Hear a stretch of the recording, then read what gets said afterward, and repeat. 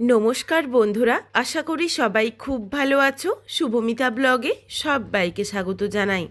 আজকে তোমাদের সাথে শেয়ার করব বাঁধাকপির রেসিপি, তবে একটু অন্যরকমভাবে। এইভাবে ঝরঝরে বাঁধাকপির রেসিপিটা আলু ছাড়াই খেতে কিন্তু অপূর্ব লাগে, গরম ভাত হোক বা রুটি পরোটা যে কোনো কিছুর সাথে।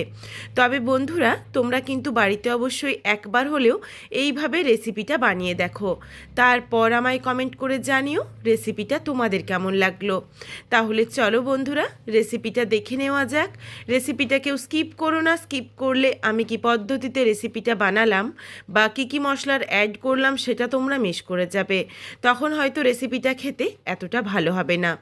এখানে আমি প্রথমেই মিক্সিং জারে নিয়ে নিচ্ছি দুটো কাঁচা লঙ্কা আর মাঝারি সাইজের একটা টমেটো কুচি, আর এর সাথে দিয়ে দিচ্ছি খুবই অল্প পরিমাণে আদা কুচি, অল্প একটু ধনেপাতা দিয়ে দিলাম। এরপর সামান্য একটু জল দিয়ে এই মশলাটা একদমই মিহি করে পেস্ট করে নেব।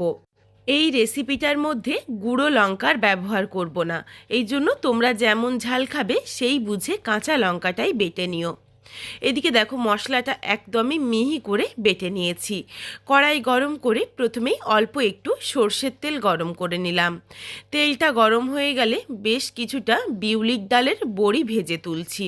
তোমরা কিন্তু তোমাদের পছন্দ মতো যে কোনো ডালের বড়ি দিতে পারো। বাড়িতে তৈরি করা এই বড়িগুলো ওই বড়িটা দিয়েই নাড়াচাড়া করে বেশ একটু লালচে রং ধরিয়ে বড়িটা ভেজে তেলটা ঝরিয়ে তুলে রাখবো। এই রান্নাটার সাথে বড়ি ব্যবহার করলে কিন্তু স্বাদটা ভীষণ ভালো হয়। বেশ দেখো, লাল লাল করে বড়িটা ভেজে নিয়েছি, বড়িটা তুলে রেখেছি। আর তেলটা কড়াইয়ের মধ্যে বাকি যেটুকু রয়েছে এই তেলেই এখন রান্নাটা করছি। পরে আবারও অল্প তেল ব্যবহার করব, কিন্তু এখন আর নয়। তেলের মধ্যে ফোড়নে দিয়েছি সামান্য একটু কালো জিরে আর দুটো ফাটিয়ে নেওয়া শুকনো লঙ্কা, সামান্য একটু পাঁচ ফোড়ন ফোড়নে। ফোড়নটা ভাজা হয়ে যাওয়ার সাথে সাথেই দিয়ে দিয়েছি বেটে রাখা মশলার পেস্ট। মশলাটা দিয়ে নাড়াচাড়া করে মশলাটা একটু কষিয়ে নিচ্ছি, যতক্ষণ না অবধি মশলার কাঁচা গন্ধটা চলে যায়। মশলার বাটি ধোয়া অল্প একটু জল দিয়ে দিলাম, আর এই সময়েই দিয়ে দিচ্ছি পরিমাণ অনুযায়ী হলুদের গুঁড়ো। হলুদের গুঁড়ো দিয়ে ভালোভাবে মশলার সাথে মিশিয়ে নিচ্ছি। এই রেসিপিটাই কিন্তু এখন আর অন্য কিচ্ছু গুঁড়ো মশলা ব্যবহার করব না। দেরিতে অল্প একটু জিরের গুঁড়ো ব্যবহার করব, যাতে সুন্দর এই জিরের গুঁড়োর যে গন্ধটা সেটা থেকে যায়। দেখো, বেশ কিছুক্ষণ সময় নিয়ে মশলাটা একটু কষিয়ে নিচ্ছি, আর এর সাথে দিয়ে দিচ্ছি মটরশুঁটিটা। এখানে মটরশুঁটি ছাড়িয়ে ধুয়ে পরিষ্কার করে রেখেছিলাম, আর একটা ছোট সাইজের বাঁধাকপি সরু সরু করে কুচিয়ে নিয়ে ধুয়ে পরিষ্কার করে জলটা ঝরিয়ে রেখেছিলাম। এরপর মশলার সাথে বাঁধাকপিটা দিয়ে দিচ্ছি। বাঁধাকপির থেকেই যেটুকু জল বেরোবে এই জলেই কিন্তু বাঁধাকপিটা ভালোভাবে সেদ্ধ হয়ে যাবে।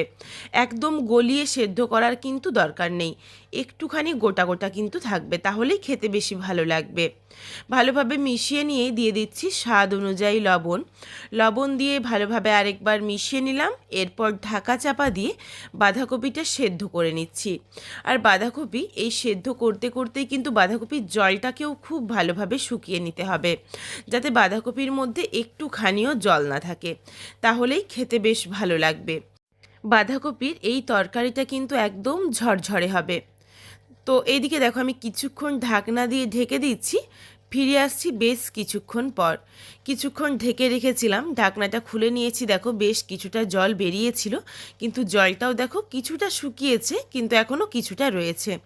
এই জলটাকেও খুব ভালোভাবে শুকনো করে নিচ্ছি। আবারও একবার ঢাকনা দিয়ে ঢেকে দিলাম। ফিরে আসছি কিছুক্ষণ পর।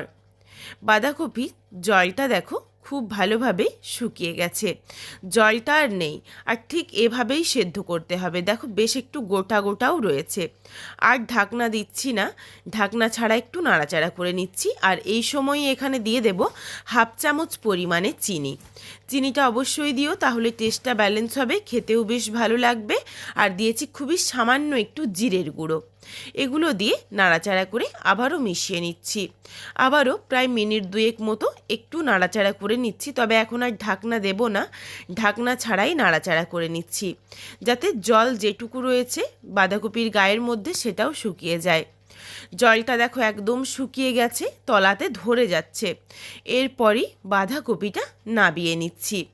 বাঁধাকপিটা নাবিয়ে নিয়ে কড়াইটা ধুয়ে পরিষ্কার করে আবারও কড়াইটা বসিয়ে দিলাম। কড়াইটা ভালোভাবে গরম করে নিয়ে দিয়ে দিচ্ছি সামান্য একটু সর্ষের তেল। তেলের পরিমাণটা কিন্তু খুবই কম দিচ্ছি, বেশি তেলের দরকার নেই, তার কারণ প্রথমে কিছুটা তেল দিয়ে বাঁধাকপিটা সেদ্ধ করে নিয়েছিলাম মশলার সাথে। তেলটা ভালোভাবে গরম হয়ে গেলে কড়াইয়ের চারিদিকে একটু লাগিয়ে নিচ্ছি, যাতে বাঁধাকপিটা কড়াইয়ের মধ্যে আটকে না যায়, যাতে একদম ঝরঝরে হয়। এরপর দিয়ে দিচ্ছি মাঝারি সাইজের একটা পেঁয়াজ কুচি। পেঁয়াজটা দিয়ে নাড়াচাড়া করে হালকা করে একটু পেঁয়াজটা ভেজে নিচ্ছি। তোমরা চাইলে কিন্তু এখানে লঙ্কাও দিতে পারো, কাঁচা লঙ্কা কুচি বা চেরা কাঁচা লঙ্কা এগুলোও দেওয়া যেতে পারে নিজেদের স্বাদ অনুযায়ী। পেঁয়াজটা দেখো হালকা করে ভাজা হয়ে গেছে। এরপর দিয়ে দিচ্ছি অল্প পরিমাণে রসুন কুচি। খুবই অল্প মশলার ব্যবহার করছি, আর খেতেও কিন্তু দুর্দান্ত হয় এই রান্নাটা।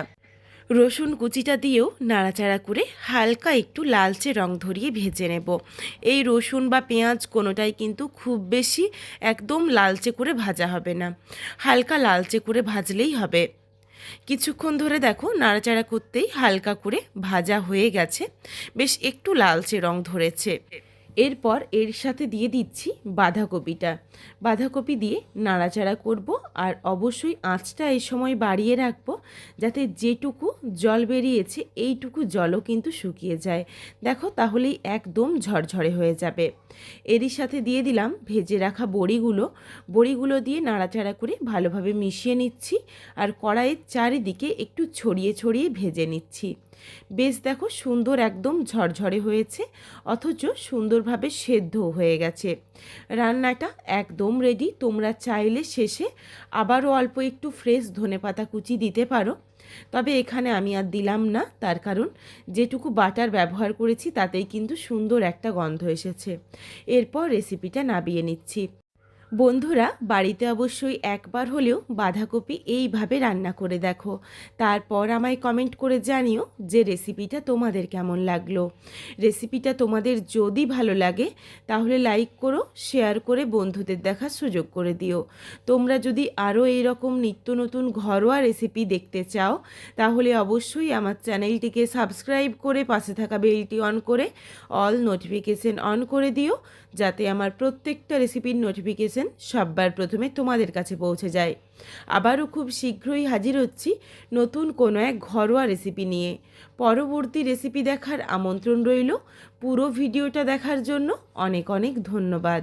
তাহলে আজকে আসি, সবাই ভালো থেকো, সুস্থ থেকো। শীঘ্রই দেখা হচ্ছে কিন্তু নতুন কোনো এক ঘরোয়া রেসিপির সাথে।